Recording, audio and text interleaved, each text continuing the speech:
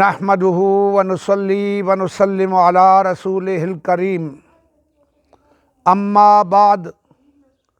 فاعوذ باللہ من الشیطان الرجیم بسم اللہ الرحمن الرحیم الف لام میم ذالک الکتاب لا ریب فیہ ھدی للمتقین الذین یؤمنون بالغیب ویقیمون الصلاۃ ومما رزقناہم ینفقون صدق اللہ العظیم۔ اللہم صلی وسلم علی نبینا و حبیبنا محمد۔ الصلاۃ والسلام علیک یا رسول اللہ، الصلاۃ والسلام علیک یا حبیب اللہ۔ حاضرین محترم،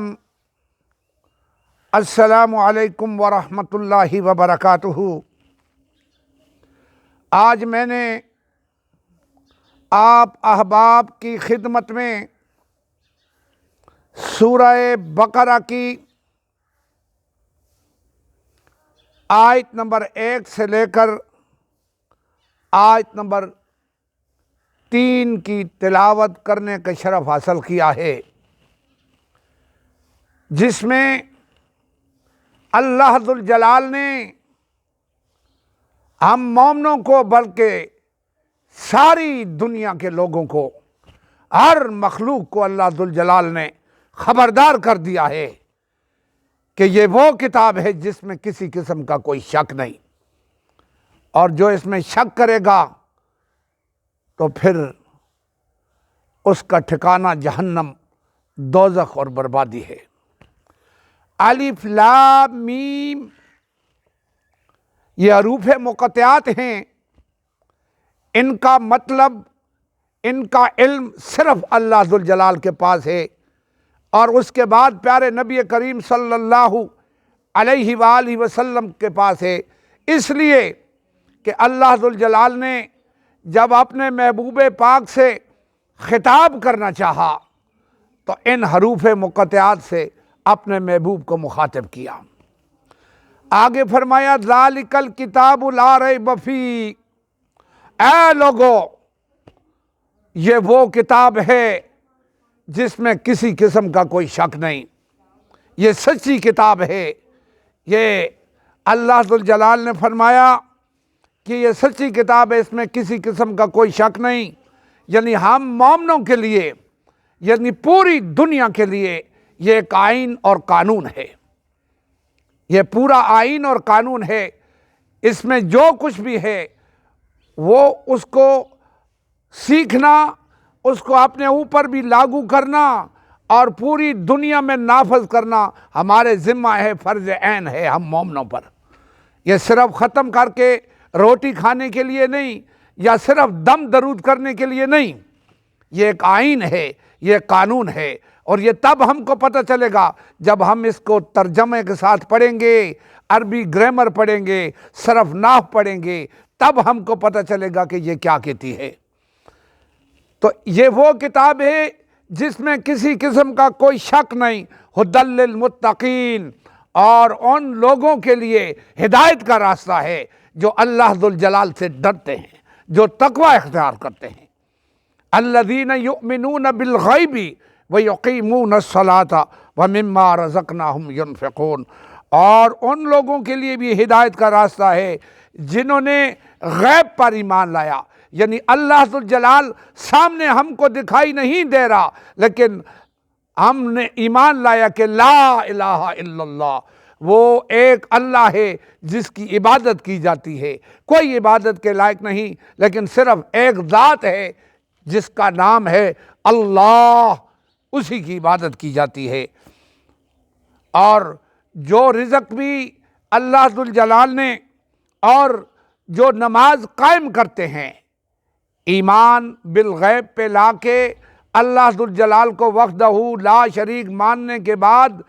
نماز 5 وقت کی قائم کرتے ہیں، اللہ اکبر کی صدا سنتے ہیں تو مسجد کی طرف جاتے ہیں، نماز کی تیاری کرتے ہیں، وضو کرتے ہیں، جہاں بھی اگر کہیں کام کر رہے ہیں، اگر نہیں جا سکتے مسجد تو وہاں نماز پڑھتے ہیں، قائم کرتے ہیں، اور جو رزق اللہ ذوالجلال فرماتا ہے میں نے ان کو دیا ہے اس میں سے خرچ کرتے ہیں، اپنے آپ پر بھی، اپنے بیوی بچوں پر بھی، اپنے والدین پر بھی، اپنے بھائیوں پر بھی، اپنے اہل و عیال پر بھی، اور غریبوں پر بھی۔ یہ ان کے لیے ہدایت کا راستہ ہے، یہ ان کے لیے ہدایت کا راستہ ہے۔ اور دوسری جگہ میں فرمایا ہے وَنُنَزِّلُ مِنَ الْقُرْآنِ مَا هُوَ شِفَاءٌ وَرَحْمَةٌ لِّلْمُؤْمِنِينَ وَلَا يَزِيدُ الظَّالِمِينَ إِلَّا خَسَارًا۔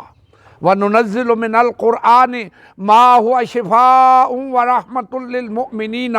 وَلَا يَزِيدُ الظَّالِمِينَ إِلَّا خَسَارًا۔ اللہ پاک فرماتا ہے، سورہ بنی اسرائیل کی آیت پاک ہے کہ یہ جو میں نے قرآن اتارا ہے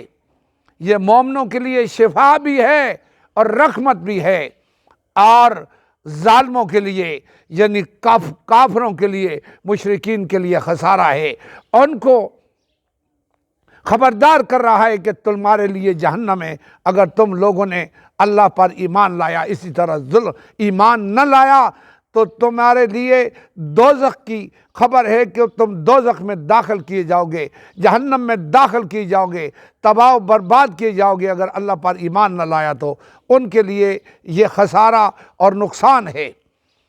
تو یہ جو اللہ ذوالجلال نے دوستو ہم کو یہ پاک کتاب دی ہے، اپنے محبوب کے توسط سے اپنے محبوب کو پہلے عطا کی، پیارے نبی کریم صلی اللہ علیہ وآلہ وسلم کو، پھر آقا کریم علیہ السلام نے ہم کو دی، تو اس کی حفاظت کرنا،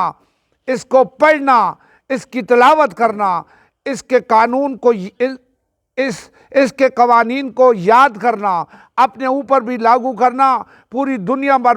لاگو کرنا، یہ ہمارا فرض عین ہے، اور اس کی حفاظت کرنا بھی ہمارا فرض ہے۔ اگر میں نے سنا ہے سوشل میڈیا پر خبریں آ رہی ہیں کہ ایک سویڈن کے پلیت خبیث النسل حرامی نے، ولد الزنا نے ہمارے اس قرآن کی توہین کی ہے، اور ایک دوسرے بھی رات کو میں سن رہا تھا کہ ہالینڈ والوں نے بھی کر دی ہے۔ تو ہم مسلمانوں کو اٹھنا چاہیے، ہمارا فرض ہے۔ قیامت کے دن اللہ ذوالجلال پوچھے گا کہ میرے پاک کلام کی بے حرمتی کی گئی تھی، تم صرف خاموش بیٹھے رہے، اور ان ظالموں سے تم قرضے لے لے کے کھاتے رہے، بولے نہیں، کیوں نہیں بولے؟ تو ہمارا فرض ہے اس کلام پاک کی حفاظت کرنا، اور ہمارا فرض عین ہے کہ اللہ ذوالجلال کے پاک کلام کی حفاظت کرنا۔ یہ کتاب اللہ ذوالجلال نے ہم کو دی ہے، ہمارے اوپر بہت بڑا احسان کیا ہے، تو اس احسان کے بارے میں پوچھا بھی جائے گا کہ اس کی تم لوگوں نے حفاظت کتنی کی ہے۔ اگر ہم لوگ آج نہ بولے تو قیامت کے دن ہماری مغفرت کبھی بھی نہیں ہو سکتی، کیونکہ اللہ ذوالجلال پوچھے گا۔ اور یہ جو ظالم ہیں، یہ جو قومیں ہیں، یہود نصارہ اسی طرح بے ادبی کرتے رہیں گے، ہم کو دباتے رہیں گے۔ آج اٹھو گے، ان پلیتوں کے خلاف، ان خبیثوں کے خلاف آواز اٹھاؤ گے، اور ان کے خلاف جہاد کا اعلان کرو گے۔ جتنے بھی مومن مسلمان ہیں، سارے عالم اسلام کو یہی پیغام دیتا ہوں کہ اٹھیں، آواز اٹھائیں اور جہاد کا اعلان کریں۔ اللہ ذوالجلال ہماری مدد فرمائے گا۔ اگر ہم لوگوں نے جہاد سے اپنے آپ کو چرایا تو اللہ ذوالجلال ہمارے اوپر عذاب نازل فرما دے گا۔ تو میرا یہی پیغام ہے کہ اس کلام پاک کی حفاظت کرو، اس کی عزت کا خیال کرو، اس کی حرمت کا خیال کرو، کہ ایک حرف ہم پڑھتے ہیں الف لام میم تو 30 نیکیاں اللہ ذوالجلال ہم کو عطا فرماتا ہے، اور یہ شفا بھی ہے ہم پڑھتے ہیں، یہ رحمت بھی ہمارے لیے، تو اس کی حفاظت کرنا بھی ہمارے اوپر فرض ہے۔ میرے دوستو خاموش مت رہنا، اٹھو۔ میں کسی پارٹی، کسی جماعت، کسی مسلک کی بات نہیں کر رہا، میں صرف اور صرف اسلام کی بات کر رہا ہوں، مسلمانی کی بات کر رہا ہوں۔ وہ زمانے میں معزز تھے مسلمان ہو کر، اور تم خوار ہوئے تارک قرآن ہو کر۔ ہم نے اگر اس قرآن کو چھوڑ دیا، اس کی حفاظت نہیں کی، تو ہم خوار ہو بھی گئے اور ہو بھی جائیں گے۔